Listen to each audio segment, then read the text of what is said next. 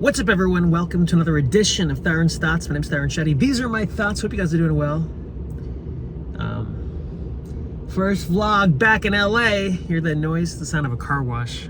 It's like the worst place to do a vlog, but hey, why not? I went to my friends at the Laugh Factory tonight, so I thought I would just roll through there.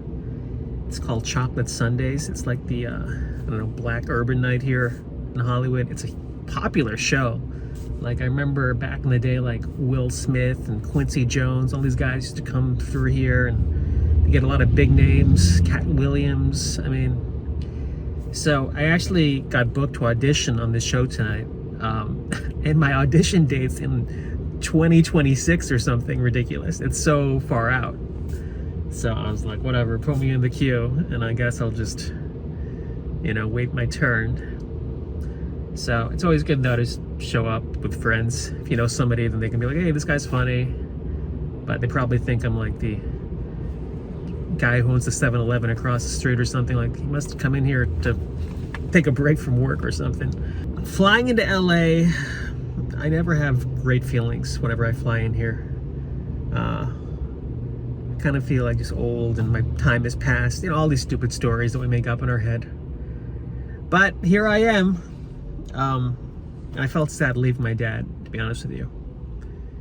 You know, if anything that this past few years have taught me is that family is very important, particularly my parents.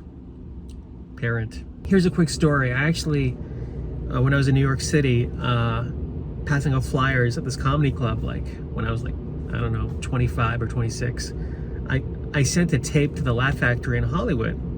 Back then it was tapes, like VHS tapes. They got back to me and they were like, oh, you have an audition with Jamie Masada, who's the owner of the Laugh Factory. And I was like, wow, this is my big break, you know?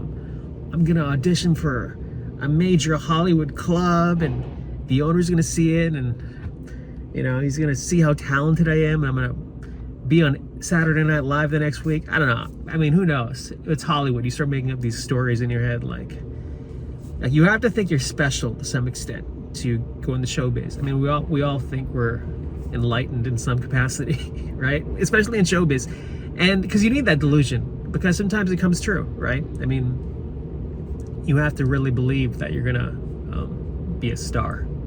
I think if you're gonna have any shot, because there's so much just resistance and failure and rejection.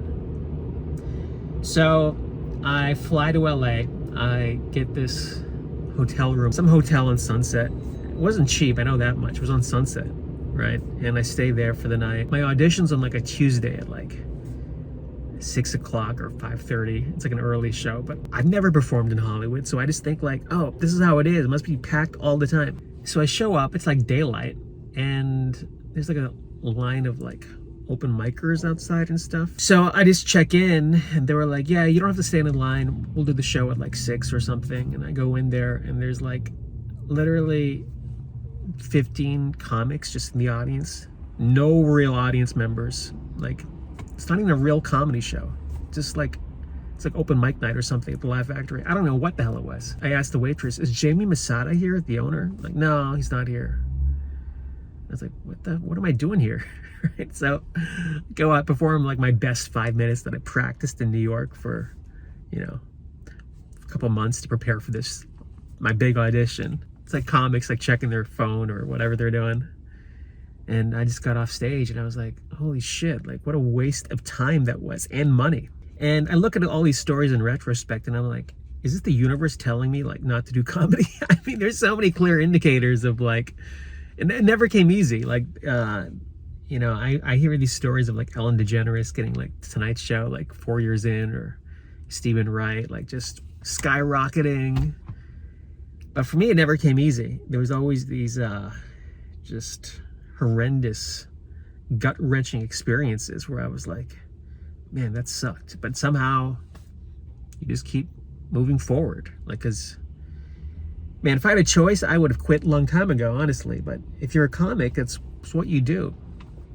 Like, I love writing, but I like being funny. It's just part of my MO. So every time I come to Laugh Factory, I always just think about that first audition. And by the way, they actually did give me spots at one point when I did move to LA. But then, like the booker at the time got pissed at me or something, and they stopped booking me, and then I was out of the Laugh Factory, and I was like, all right. But if you YouTube Tarun Shetty Laugh Factory, like a clip comes up, and I'm just killing it. Ebb and flow, people. That's what careers are all about, ebb and flow. I hope you guys have a great day. We'll talk soon. Take care.